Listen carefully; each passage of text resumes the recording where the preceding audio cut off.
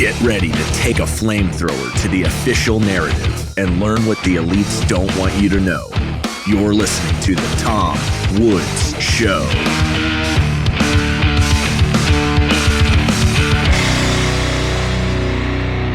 Hey everybody, Tom Woods here. It's episode 2713 of The Tom Woods Show, and I'm telling you, I am so happy to have Saifedean Ammous back with us today. And in particular, I'm happy that we're able to celebrate the release of his new book. Everything this guy puts out, he doesn't put out 100 gazillion books. The books he puts out are extremely well thought out, well considered contributions that, we look at some of these fluff books that right-wing radio hosts put out, and it's just it's 200 pages of nothing. And then you look at one of Saif's books, and it changes the way you see the world. Even though you thought you had it all figured out, then Saif puts a book out, and you see things even more clearly. And that is absolutely true with his new book called The Gold Standard, An Alternative History of the 20th Century. I've never seen a book like this, the way it's organized, the way the argument is presented. There is no such book in the world, but in effect, you are seeing the world we might have had if we hadn't had the money revolution of the 20th century. So, Saif, welcome back. Thank you for having me, Tom. Always a pleasure to be talking to you.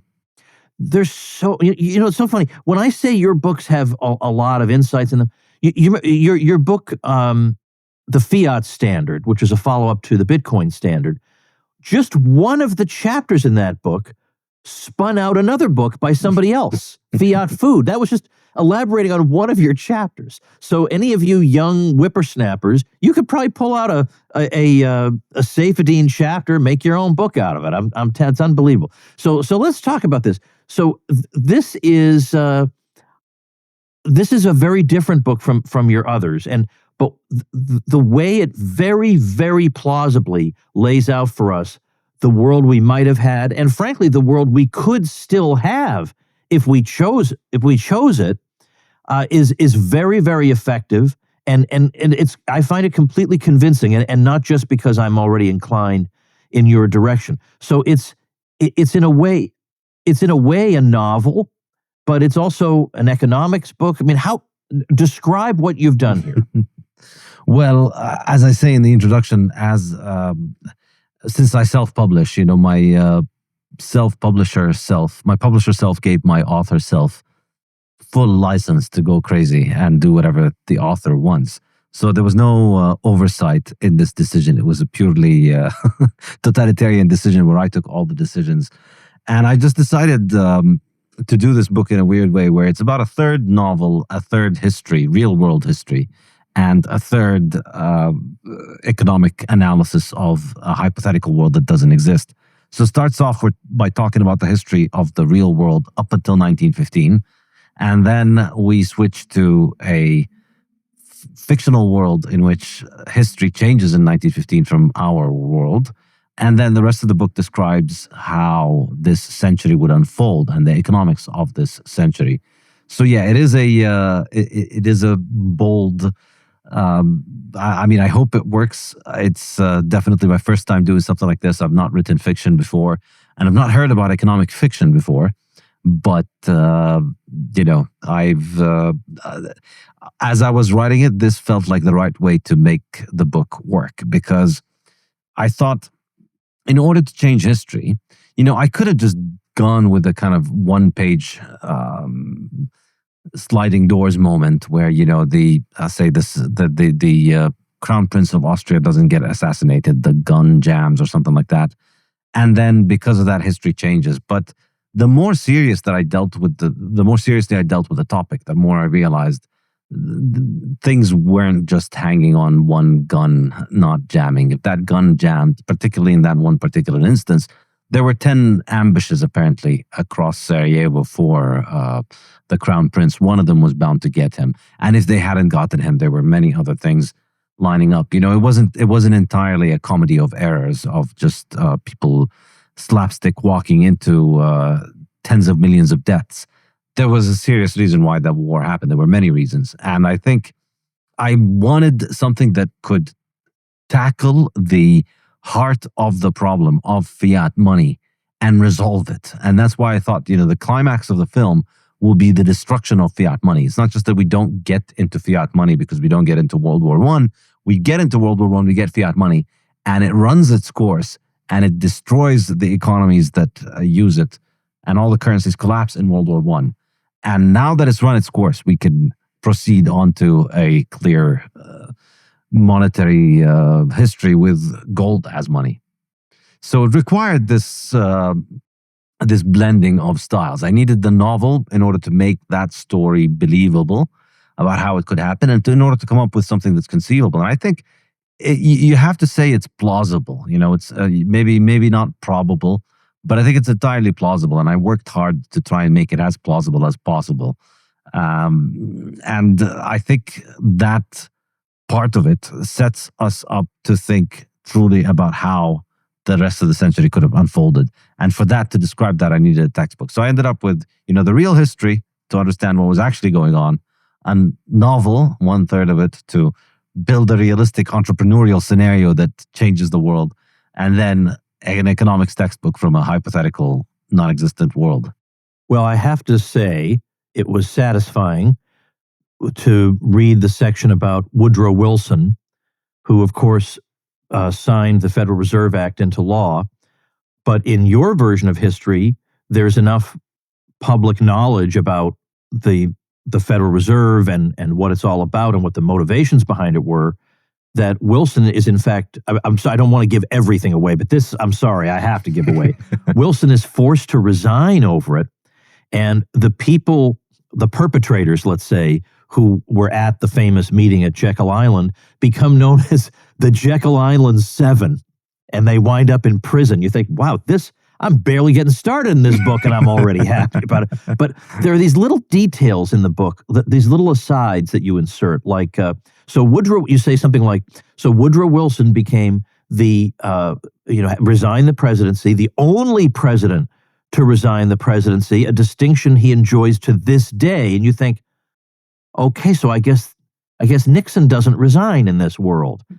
So these little details. I was telling you before that you referred to Murray Rothbard's book Man and Economy instead of Man, Economy, and State. I love these little details. But let's actually go back, because there's one part from part one that I would like you to talk about before we get into the alternative history, and that is the classical gold standard's Achilles heel. How does the classical gold standard work, and what is the Achilles heel? Yeah, so as I was saying, I wanted to make it a realistic way to get into how we change things. And so that was through the collapse of the fiat system. But the fiat system, it didn't emerge out of nothing.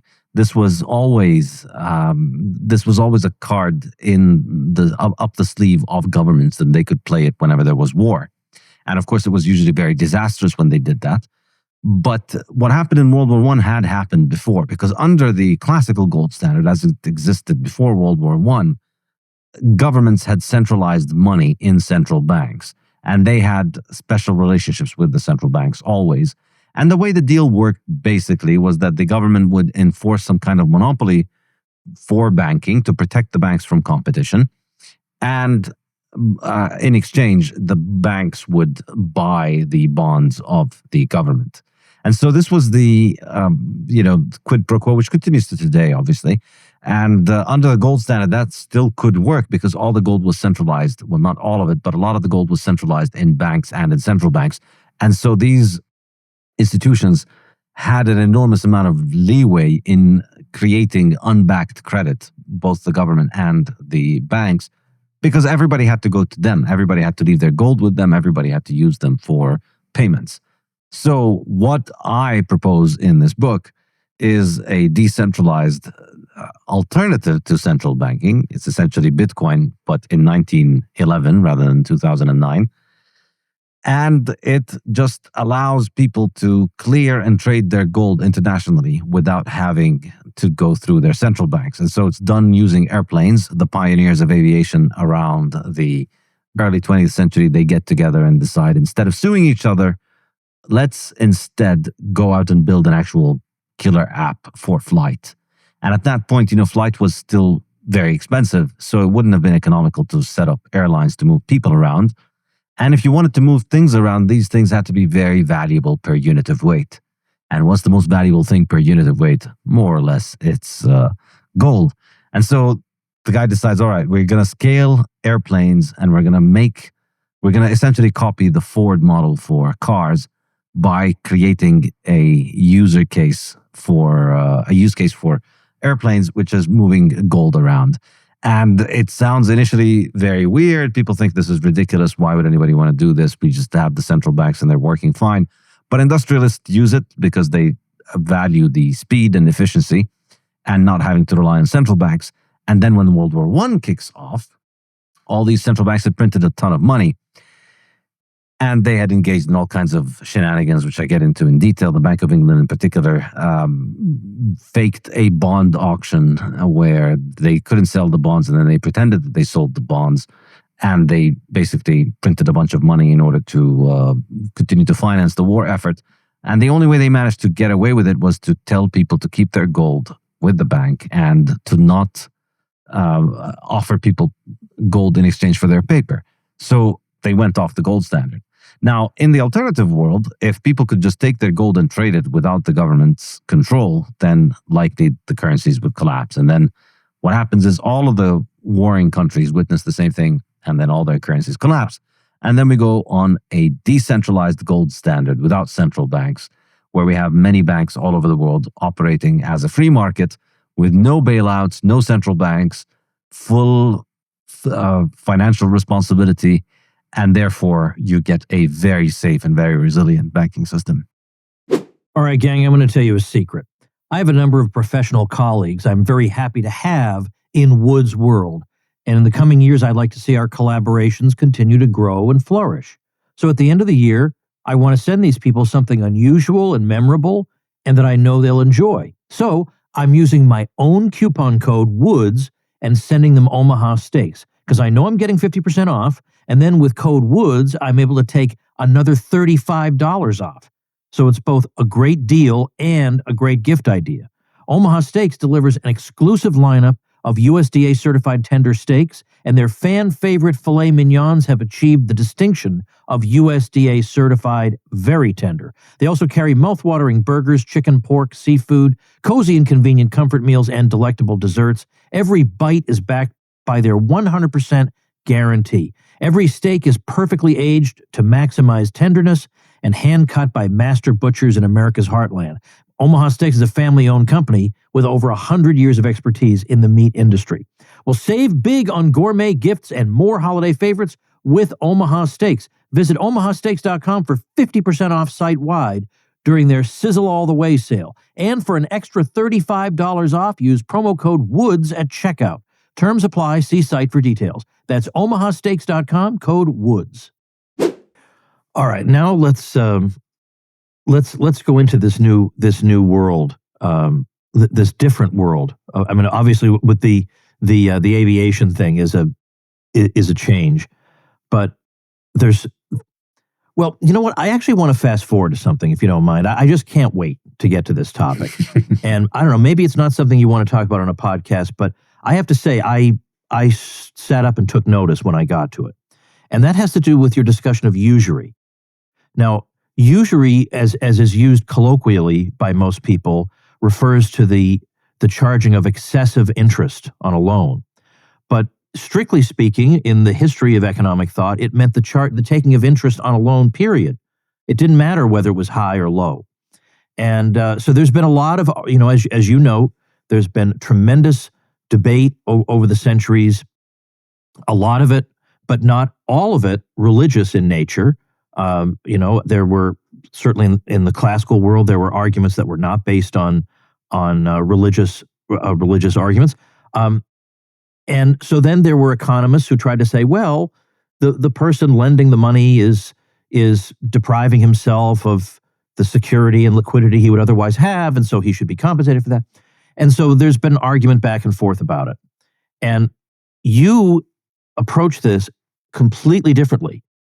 You don't have to deal with any of those arguments because you are claiming that there is something in the natural engine of a sound money economy that in fact tends toward the eradication of usury? Yes, I have through the never lowering heard of this time argument preference. before. Do you think you can explain it? Yes, and I presented this at the Property and Freedom Society in more detail. I think it was last year, 2024, where I gave this presentation. Maybe the year before that, 23. I'm not sure. But if you Google interest rates and Property and Freedom Society and my name, you'll be able to find it. And in the book, I summarized some of the main ideas in that paper. So the discussion had always been about the morality of it. And I think there's a great discussion of it by Rothbard in his History of Economic Thought book. And in it, he describes the different arguments that people gave throughout history. And then he essentially says that the economists were the modern economists were the ones who managed to finally resolve this. And the explanation for interest is time preference. And that's the Austrian explanation for interest. Interest exists because people value the present more than the future, because the present is certain, it's here, you feel it. The future is uncertain, and you need to secure the present in order to experience the future. So the present is always going to be more valuable, more urgent than the future. And there's always a discounting. And because of that, people prefer the same thing today over the same thing in the future. And if you want to get them to give up something today in exchange for something in the future, it's going to have to be better in one way or the other, or it's going to have to be a larger quantity of a monetary good. So from that comes interest. And I agree with that Austrian specification, with that Austrian idea of how interest comes along. Where I become a bit of a heretic for the Austrians is that I say, all right, well, based on my work on Bitcoin, based on my observation of what's going on in Bitcoin, and essentially based on praxeological reasoning, you can see how there's clearly a link between people's time preference and the hardness of their money. In other words, in hyperinflation, people start spending everything immediately as they get it. You get your paycheck, you run straight to the supermarket to try and get as much as you can for the paycheck. You become very high time preference when your money is being destroyed very quickly. Well, if your money is being destroyed a little less quickly, but still being destroyed, you're also going to become a little bit more high time preference. In fact, that's the whole point of Keynesian economics. They want you to spend more. So there is some truth to it. Of course, if you take away from people the ability to save, they're less likely to save. They're more likely to spend. And if you take away from them the ability to save into the future becomes less certain for them. The future becomes more uncertain, and therefore they're likely to discount the future more and more. So this is, I think, something that we see in the Bitcoin world. As people move from a fiat world to Bitcoiners, they start accumulating Bitcoin. They start becoming a lot more future-oriented. It's very common that you see the Bitcoiners starting to get married and having kids, quitting alcohol and drugs and stacking sats instead. This is extremely common, and I think part of the reason why my book was a success is because it really explained this in praxeological terms, and explain it in an Austrian approach, essentially, which is, look, now, because your money is no longer designed to rob you, you're better able to provide for your future. So you become more likely to think about your future rather than just thinking about today. So if you agree with that, and I think this is a good point to say, this is probably original, but I think that there are, there are origins to this idea in the work of Professor Hoppe and Professor Holzman as well. And, the link between hard money and civilization, of course, is very important. But I think I may be the first to explicitly link it to time preference, that it's the hardness of money and time preference, that it's almost like a control knob. And, all right, what happens if we take this idea to its conclusion? Well, if we did have the whole 20th century where money continued to get harder throughout the 20th century, the harder the money, the lower people's time preference. And therefore, the more they save, the more abundant capital is, the lower the price of interest drops. In fact, historically, we see that economic progress is the decline in interest rates. As we accumulate more capital, as we become more civilized, we accumulate more capital, capital becomes cheaper, interest rates decline. So at the beginning of the 20th century, interest rates had been on a many century-long decline, actually millennia-long decline, that reached the zenith around 1913 when the interest rate was about 2.5% for the Bank of England. That was the kind of lowest general interest rate in recorded history. And there's a great study about this by Homer and Silla called A History of Interest Rates. So we have this process where as civilization advances, interest rates continue to decline. So what would have happened if we had one more century of civilization instead of this barbarism of fiat over the last century? What would have happened to interest rates? I believe they would have continued to decline because we'd have had more capital. And as the value of money continues to appreciate because people hold capital over time, we just save more and our savings become more valuable. So our savings become more abundant. So capital becomes increasingly cheaper and cheaper. Eventually, the cost of capital drops down below the cost of storing money. There's always a cost to storing money. There's always a cost to insuring money.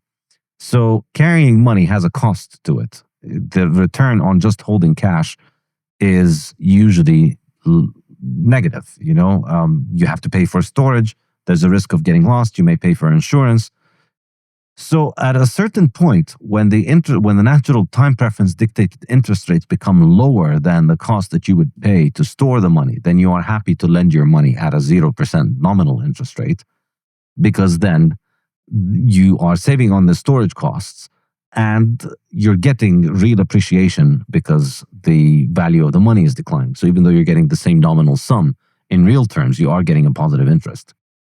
I think this might be one of the most, the book is filled with insights that I hadn't had myself. And this one, I can't fault any of the steps in the argument. Now, I know Jeff Herbener listens to this podcast, so we'll see what he thinks. I want to. Yeah, I'd be interested to hear that, because he, of course, is a theorist of the subject of interest. But I'll give another example of an insight you had that hadn't occurred to me, and we talked about it before, involving housing. Now, housing in the U.S. right now, I don't know what it's like where you are, but in the U.S. right now, this is a really contentious issue because it's at the heart of the so-called affordability crisis.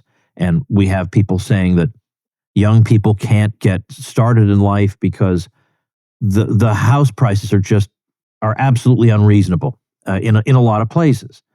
And one of the points you made, well, in fact, why should I steal this from you?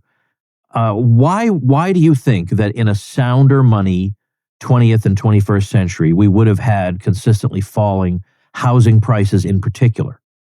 Yeah, so obviously the first answer to that question is that, the money supply without inflation, if the money supply was stuck to gold, then prices would not be rising across the board. Things would be a lot cheaper. Things would likely be declining over time.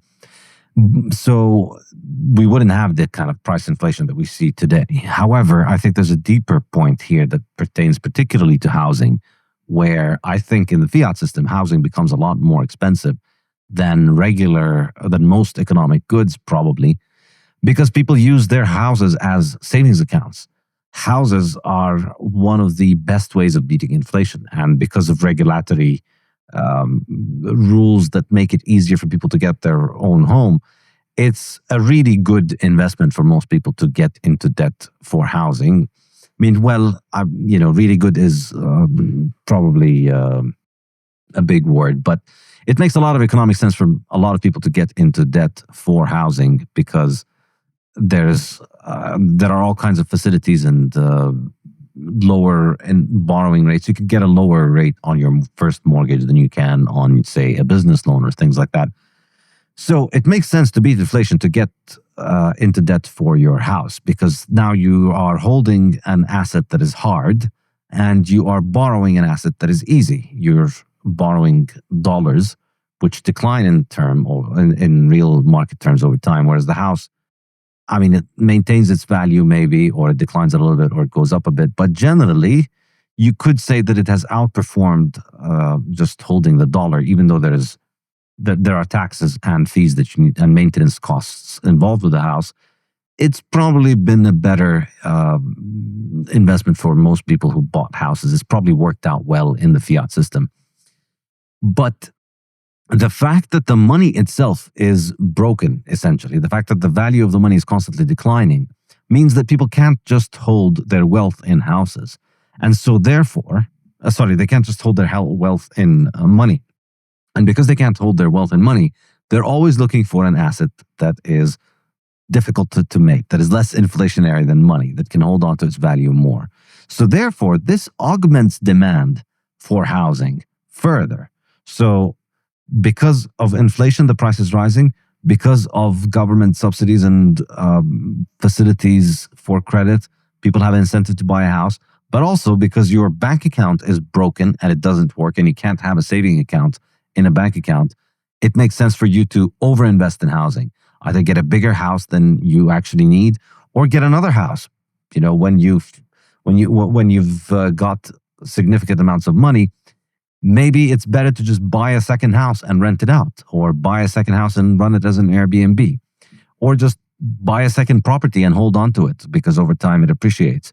So a lot of people do this, and that, in my mind, artificially, increases the demand for houses and therefore increases the prices of houses.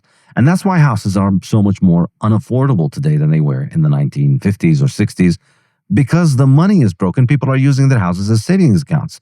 So when you're out there, you're a 25-year-old who just graduated and you want to get married and you're looking at houses, you're not out there competing with other 25-year-old couples looking for houses. You're out there competing with 50-year-olds and 60-year-olds looking for their second and third and fourth house to rent out as an Airbnb or to rent out to a tenant. Or you're up against BlackRock looking to diversify their portfolio away from stocks and bonds and whatever, and buying residential real estate.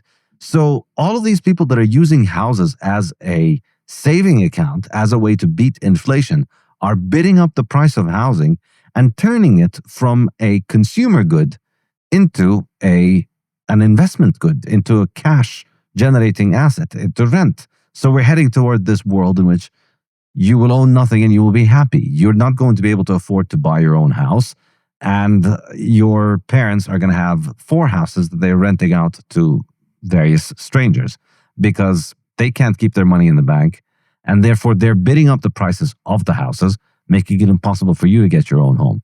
It's so pernicious. And in fact, if you look at the data in Britain, you have centuries of data that show the median wage against the median house price, and you see that the median house price as a multiple of the median wage was constantly decreasing, which is what you would expect to see in a place like England over the 18th and 19th centuries, because in those places productivity is rising, output is increasing, people are producing more, so naturally they were building more and more homes, and the productivity of the worker was increasing. So the amount of time that it would require a worker to build a house would decline, and therefore it should, by extension, follow that the productivity of the worker increasing means that the houses become cheaper in terms of the wages. And that was indeed what was happening under the gold standard. And then that was reversed in 1914. You see the trend reverses around 1914, and then it really takes off in the last few decades, where inflation takes off and housing truly takes off as the savings account alternative. And as a result, the median house to median wage ratio is now up to something like 10, I think it is in Britain, whereas back then it had dropped as low as 4, I think, before World War I. So it's up significantly. And it's truly remarkable. And I don't think there's any other way of explaining this. A lot of people like to talk about the affordability crisis, but I don't really think there is any coherent explanation for it other than the fact that houses are used as savings accounts. Because every other reason why houses would increase in price doesn't make sense. As we advance technologically, houses are cheaper, easier to make. We can make them at lower cost, and the people's productivity is increasing. Houses should be becoming more affordable. Hey everyone, this open enrollment, don't make the same mistakes again, falling back into the same dysfunctional American health insurance system. The Woods family doesn't play that game anymore. Affordable Care Act, get out of here. We ditched the old-fashioned way and embraced crowd health, the alternative to the crazy American health insurance world. Same with my business partner, whose knee surgery was just taken care of by crowd health. Same with a bunch of my mastermind guys. Some of the most impressive people in Woods' world use crowd health, and for good reason. We're talking healthcare for under $100. You get access to a team of health bill negotiators, low-cost prescription and lab testing tools, as well as a database of low-cost, high-quality doctors vetted by Crowd Health. And if something major happens, you pay the first $500, then the Crowd steps in to help fund the rest. And of course, you'll join the Crowd, a group of members just like you who want to help pay for each other's unexpected medical events. The system is betting you'll stay stuck in the same overpriced, overcomplicated mess. And this year it's even more complicated because most of the Affordable Care Act subsidies expire, which means your prices are going sky high. This open enrollment, take your power back. Join Crowd Health to get started today for $99 for your first 3 months using code WOODS at joincrowdhealth.com. That's joincrowdhealth.com, code WOODS. Crowd Health is not insurance. Opt out. Take your power back. This is how we win. Joincrowdhealth.com, code WOODS. Hey everybody, if you've ever searched for your name or address in Google, I bet you were shocked to find how many results contained your personal information. That information is out there: your name, address, phone number, financial info, income, and hundreds of other records. It can be sold and shared publicly without your consent. Well, I have a funny feeling Tom Woods Show listeners are probably not entirely at peace with that. Well, Incogni is our secret weapon against all that. You sign up, give them permission to act on your behalf, and they go out and demand that data brokers delete your personal info. You don't have to email anyone, fill out forms, or jump through hoops. They handle the entire data removal process for you. Its professionals will handle any objections and keep checking back in to make sure your information stays off these sites. And now they've introduced something huge: custom data removals. With their new unlimited plan, you can copy and paste any link where your info shows up on sites beyond their usual list, and their privacy team will go to work to get it taken down. Incogni's privacy experts actually go in and handle the removal manually, even from sites that are harder to deal with. It's like having a privacy SWAT team on speed dial. Right now, you can get 60% off their annual plans by heading to incogni.com/woods and using code WOODS at checkout. It's also completely risk-free. Incogni offers a 30-day money-back guarantee if you're not satisfied with their removing your personal information off the internet. Live free from dangerous spam by using Incogni. That's incogni.com/woods for 60% off their annual plans. All right, Saif, what would you say, though, to somebody who says it's true that prices go up because of monetary phenomena, but by the same token, shouldn't wages through that very same mechanism also rise commensurately? And therefore, shouldn't it end up being a wash? I mean, we've all heard our grandparents say, in my day, an ice cream cone was 5 cents. Okay, but your weekly salary was $20, so I don't exactly know what you're trying to prove there. So could you say, or what would you say to somebody who says it'll just wind up a wash because wages will just rise enough for people to be able to buy the goods at the higher prices? Well, I guess this is the real way of asking that question and trying to test it. If it is working out as a wash, then we should be expecting to see the houses become more affordable.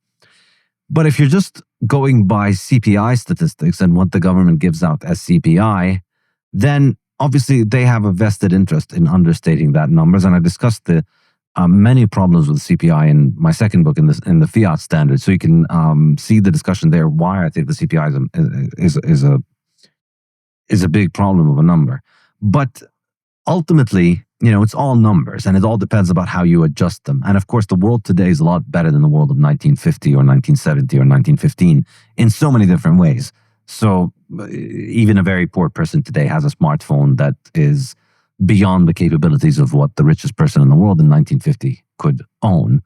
So of course, you can't compare apples and apples in terms of, what is the price of a TV or what is the price of a laptop, because obviously these things are changing and they're becoming more and more abundant. And a lot of things are becoming more and more abundant because of technological productivity increases. However, the real test then is the essentials of life. Are people today more able to afford housing?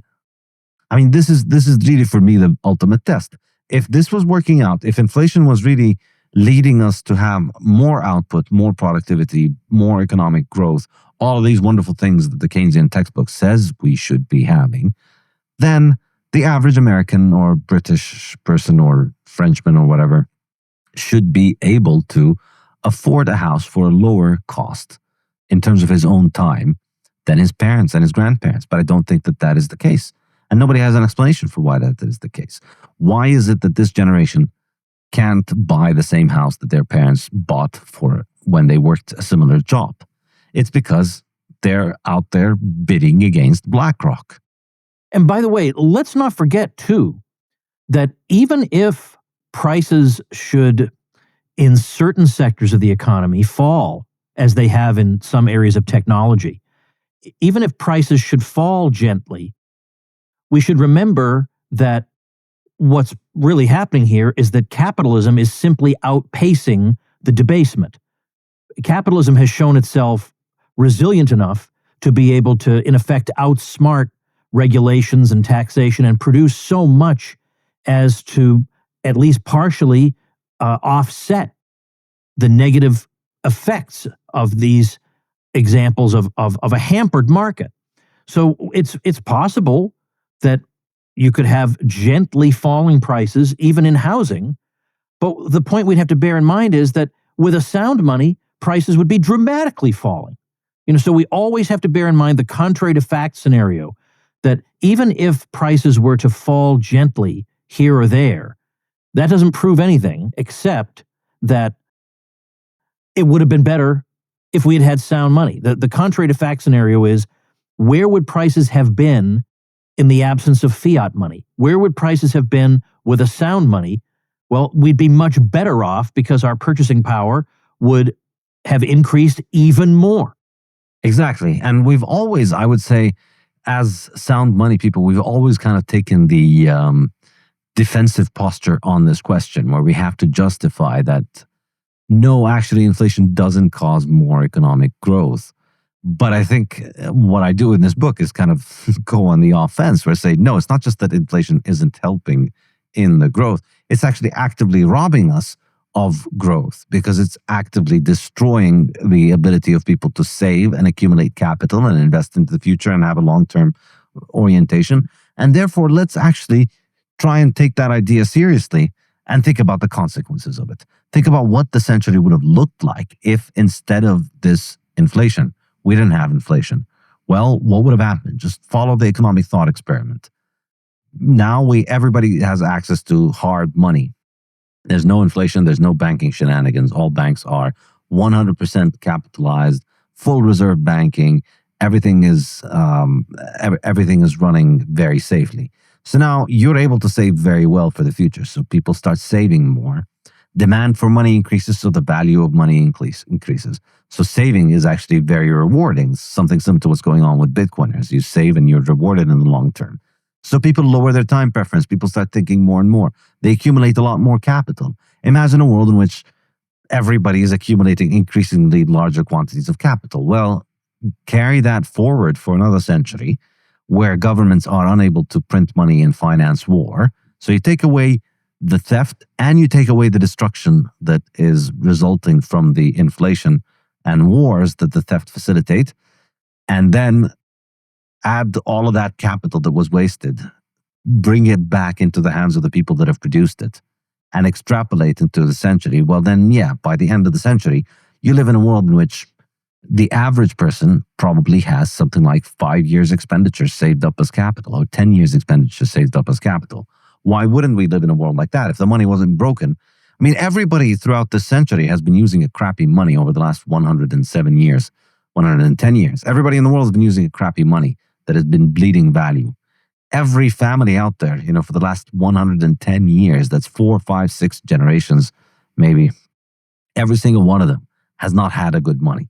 Imagine if they all had good money over that period and they could just continue to accumulate the fruits of their labor in a money that appreciates over time. How much more wealthy would everybody be? We'd have a lot more savings, which means a lot more capital, because capital doesn't come from a money printer. Capital comes from saving. It comes from deferred consumption. So with enormous amounts of savings, that means we have enormous amounts of capital, and that means much higher productivity. Now, for the purposes of a podcast interview, I think one of the sections of the book that is most intriguing and easiest to talk about, as opposed to the fictional aspects, is the section toward the end in which you attempt to justify to the reader some of the decisions you made, some of the, let's say, poetic license that you might have taken. And what we're really talking about here are in large part omissions, are features of the 20th century that the reader might be startled to see missing. Now, some of these omissions are going to be quite startling indeed. So why don't we start with some of the less shocking omissions and work the listener up to some of the really major ones. And one of them you have in there is gross domestic product. Now, I assume by that you mean that what is absent is gross domestic product as an indicator of economic welfare? Yeah, I don't think this emerges in a sound money world. This happened, the GDP measure was invented in the 1930s by Simon Kuznets, tasked by the US Congress to figure out how to fix the US economy from the Great Depression. So straight off the bat, no fiat money in the 1920s, no 1920s inflation, no Great Depression, no congressional committee tasking Kuznets with setting up GDP.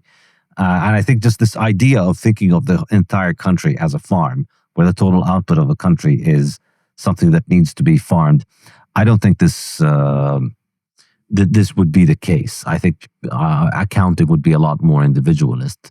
And the more interesting one, I would say, is inflation and unemployment. I think I make a pretty compelling case for why these things don't show up. And, I back this up with engrams. All these terms didn't exist before 1914. It's pretty startling how they all start becoming common in the English language right after World War I, right as we go on fiat money. Before that, nobody thought about these things. These are just fiat phenomena. All right, so at this point, we've drifted into another one of the aspects of the 20th century that whose absence in your book you justify toward the end, and that is economic downturns. Obviously, the worst of those would have been the Great Depression, but there were naturally recessions here and there, and we all know about the sluggishness and price inflation and stagflation of the 1970s. But people like you and me and I guess by and large my listeners who are familiar with the Austrian theory of the business cycle understand why it is the case that we might indeed expect such things to be absent in a world of sound money.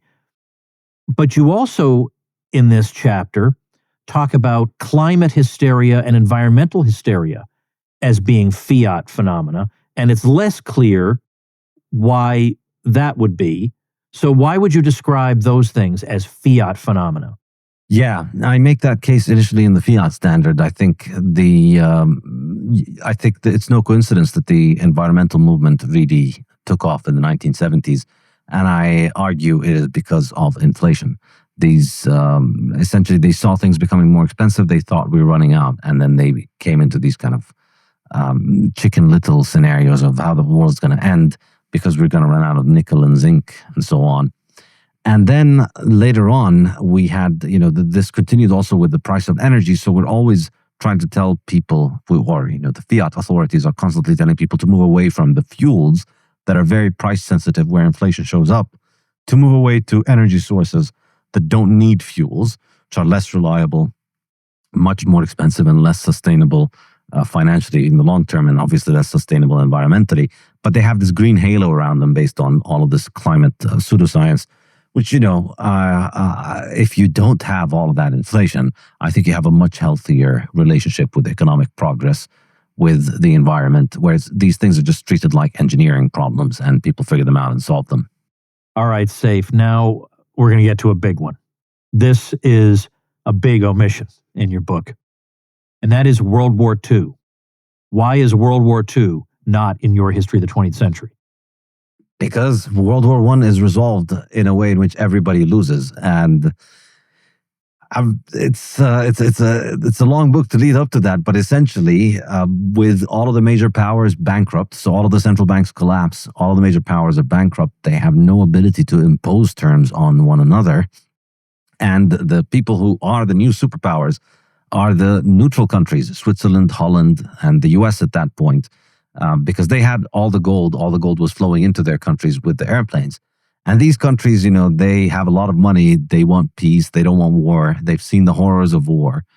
And so they call for an international conference and they set up a system based on the work of Prince Hans Adam of Liechtenstein, who has written a wonderful book in around 2004. I think it was called The State in the Third Millennium.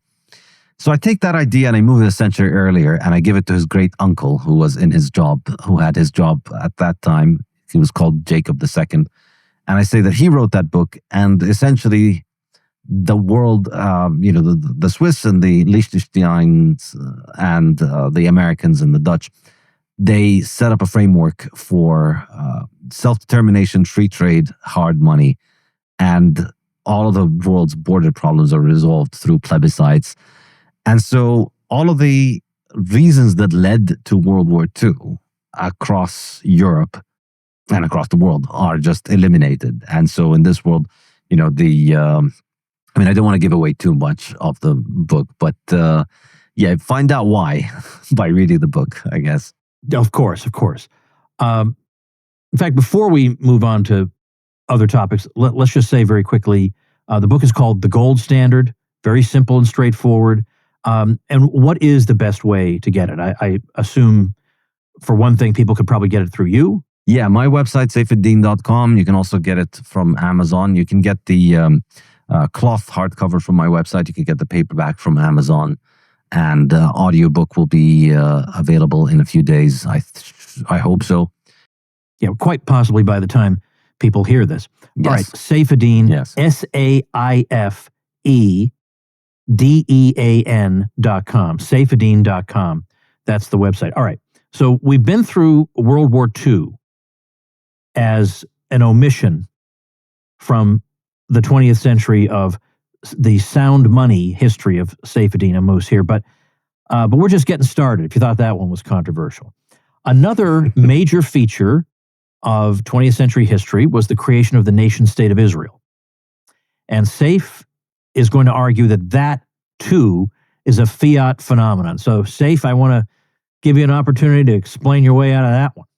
Yeah, I think in this world where Fiat money doesn't happen, I cannot see Israel happening. I think if you look at the actual history of what Israel is, stepping outside of the propaganda that most people get, Israel is essentially the idea that you set up an ethno-state for foreigners on a land that is owned by people. And so the whole thing was based on the lie that this was a land without a people for a people without a land, but there was a people in that land. And in fact, in 1917, the population of that land was around 90% non-Jewish. And so when the Balfour Declaration was issued, this is the first big Fiat red flag about Israel. No country was ever established because a foreign leader told a foreign people that they can have a country on some other people's land. It's a very Fiat thing. It was born by Fiat. And it was the British government that essentially made that promise in World War I. And it seems very likely, as that promise was addressed to the Rothschild family, and the Rothschild's family's own websites say that was in return for getting the U.S. into World War I. So if World War I is done by 1915, then Britain is in no position to make that promise or need that promise. And if you have a world order built on self-determination and free trade and hard money, there is no way to finance something as insane as moving the population of Palestine out of Palestine and moving Jews from all over the world into Palestine to take their place. It's just such an incredibly Fiat thing. It can only be financed through repeated Fiat. So it was the British that did it first. It was the Soviets and the socialists that supported it. It was the Nazis as well who supported it. Also other Fiat phenomena. The Soviets and the Nazis, they ran money printers and they supported the Zionist project. Very few people, of course, know about this aspect. But, they read about the Haavra agreement, Haavara. The Nazis were instrumental in the survival of the Zionist project in the 1930s. Britain, of course, supported it throughout the mandate period. They allowed the Zionists to build a military, essentially, while banning the Palestinians from doing so. And even though, we had 30 years of the British and the Soviets and the Nazis supporting the Zionist movement. And still, by 1947, the land of Palestine, only 5.67% of that land, in 1945, I should say, in 1945, only 5.67% of that land was owned by Jews or Jewish organizations. So even after all of that illegal immigration, even after all of the British government's support and the support of the Soviets and the Nazis, still the Zionist project couldn't own more than 6% of Palestine. And so, of course, in order to create an ethno-state on a land which is predominantly not owned by people from that ethnicity, you're going to have to commit crimes. You're going to have to kill people and take their land. People don't generally like to just give up their land, so you have to make them and you have to kill them. And that's exactly what Israel did. So again, 1947 and 48, Israel launches a massive campaign of ethnic cleansing, murdering and expelling hundreds of thousands of Palestinians from their homes and denying them the right to return. Usually this is marketed as, well, they launched a war and then they lost the war. But of course, that's nonsense. The Zionists had started the ethnic cleansing long before the Arab armies intervened. The Arab armies only intervened in May 1948, at which point around 250 to 300,000 Palestinians had already been expelled from their homes and many thousands were murdered. So this was the only way that you could set up a Jewish homeland on a land that was not predominantly Jewish. And then the only way that this country could continue to survive, because all that this country does is steal land. Essentially, Israel is just constantly stealing the land of the Palestinians. As you can see this just today, they announced more land stolen in the West Bank. There's no market in land. There's no property rights in land in Israel. Land is owned by the state. Land is constantly stolen from people who are not Jewish and is constantly leased to people who are Jewish. And since then, this has been the case. So if you're Palestinian, you can have your property taken from you for one of many infinite list of reasons that the Israeli government keeps coming up with for taking people's land. But if you're Jewish and you have absolutely no connection to Palestine, you could immigrate to Palestine and get assigned that land and be given that land to live in it and lease it. But the owner of the land could never get that land back at any price because they're not Jewish. So, if you're an Austrian, you're an economist, you understand the importance of property rights.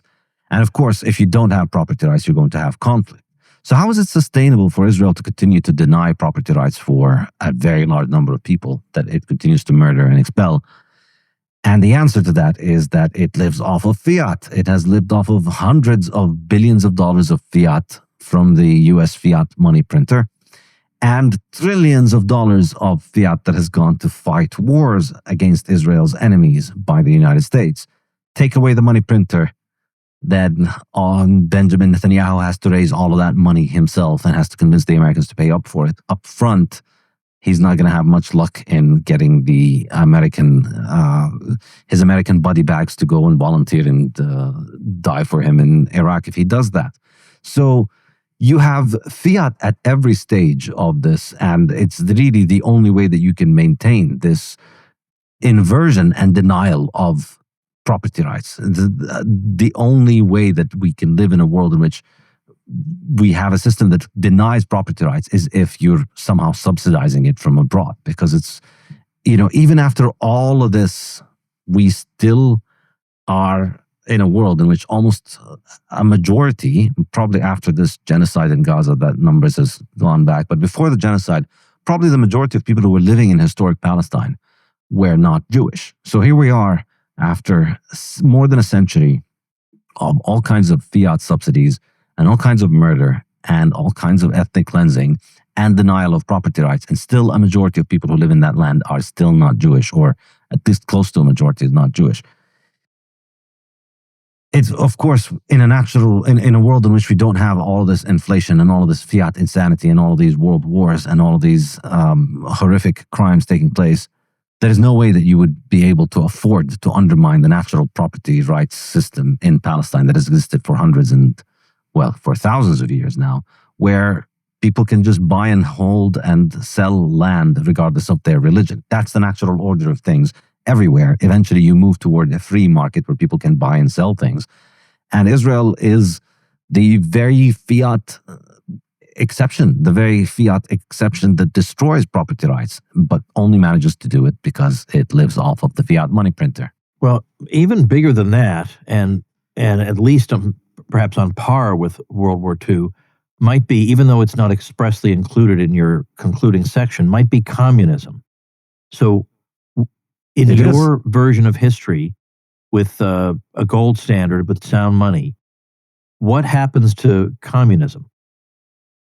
Yeah, that was another big one. I think, I probably don't have many leftist friends, but many leftist readers. But if I do, I don't think they're going to enjoy this one. But the basic idea is, if you look at the history of the rise of communism, that period of World War I was very critical in the rise of communism. And of course, the official story of communism is that it was the workers and the farmers and the downtrodden masses who rose up against the king.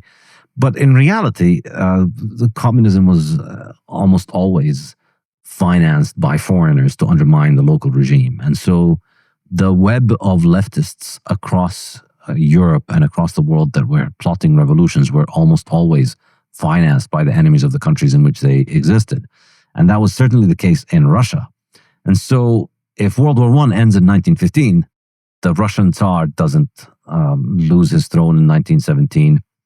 And, there's a different resolution to Russia, which I'm not going to give away, but you can read it. But essentially, if Russia doesn't lose the monarchy and it doesn't continue with the war and it saves the monarchy, then it can, and it gets out of the war, then the foreigners that are financing the communist movement in Russia are undermined. The communist movement is ended, and they hang the communists in Russia, giving you that spoiler. But if you do that, I don't think communism and socialism would be something that would have emerged in the 20th century. I think that is also a completely fiat phenomenon. And you could trace it historically to the Soviets, who were nothing like a grassroots revolution. It was a top-down foreign agent undermining the country. And if you get rid of that particular historical juncture, the emergence of the Soviets in Russia, then you undermine the financing and support and arming of all kinds of socialist regimes across the world. And I don't think they emerge. And, Israel is an example of that. And and then also the other aspect of it is, without a money printer, socialist ideas are just completely unworkable. If we were on a gold standard, this kind of nonsense would never take root. We'd never get communists in power on a gold standard, because the moment they start trying to implement their fantasy ideas of giving everybody free ponies, they realize they don't have a money printer. They run out of money. They go bankrupt very quickly. So both of which, for me, suggest that communism would have been approximately 1% of its size in a gold standard 20th century. I hear more and more people on what we might call the populist right who seem, if you were to pin them down, they probably would say that sound money would be preferable to what we have now, but they feel like economics is a sideshow, that culture is what matters and immigration is what matters. And those things are very important. But I feel like if they could read your alternative history and in effect realize that, no, this particular economic innovation borderline destroyed civilization and robbed us and your children of a much, much more livable and beautiful world. So number one, this has to be read by people who just don't understand that, we're not just, they look at economists and they think those are people who care only about GDP. No, that's not it. It's that this stuff matters. This stuff really, really matters.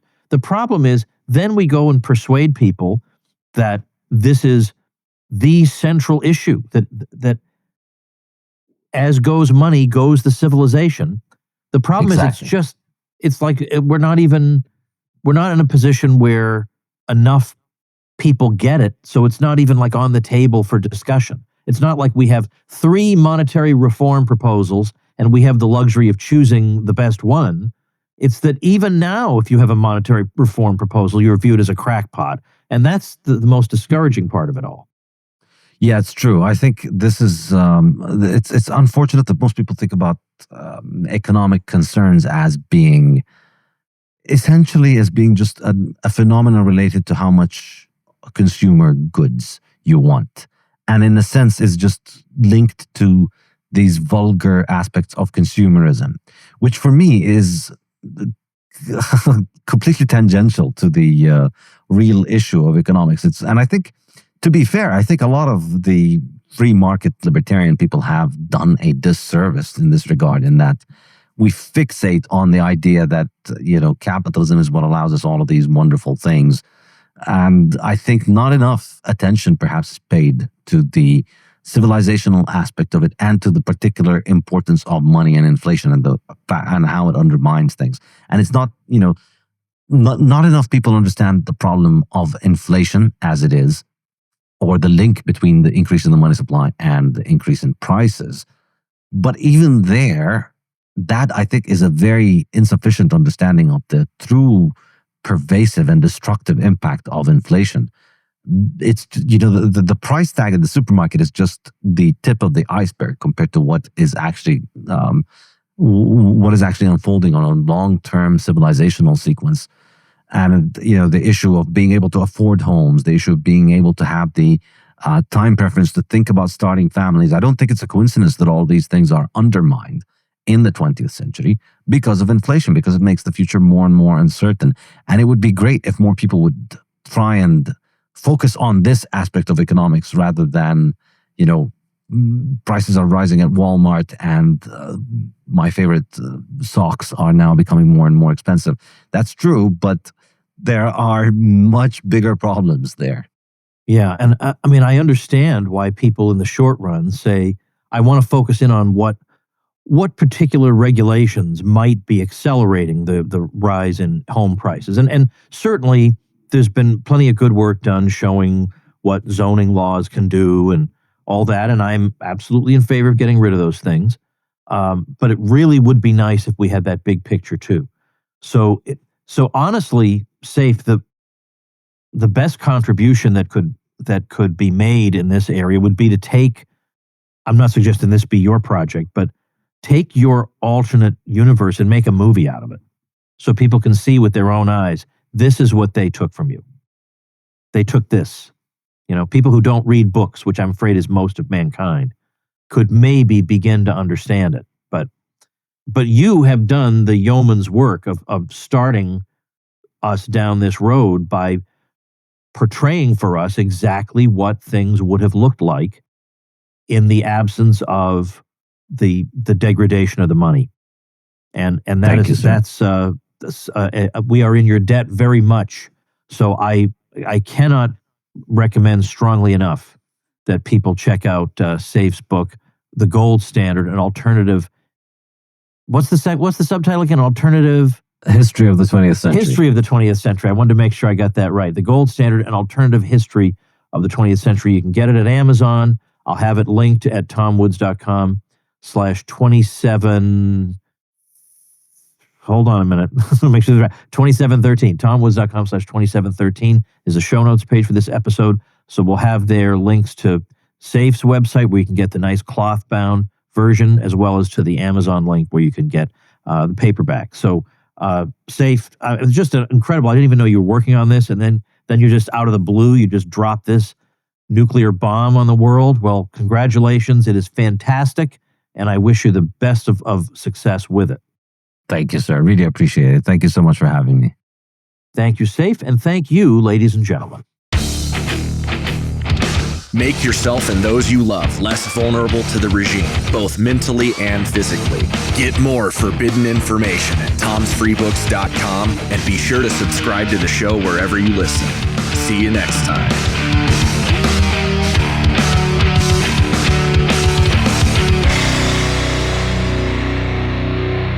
Like the sound of The Tom Woods Show? My audio production is provided by Podsworth Media.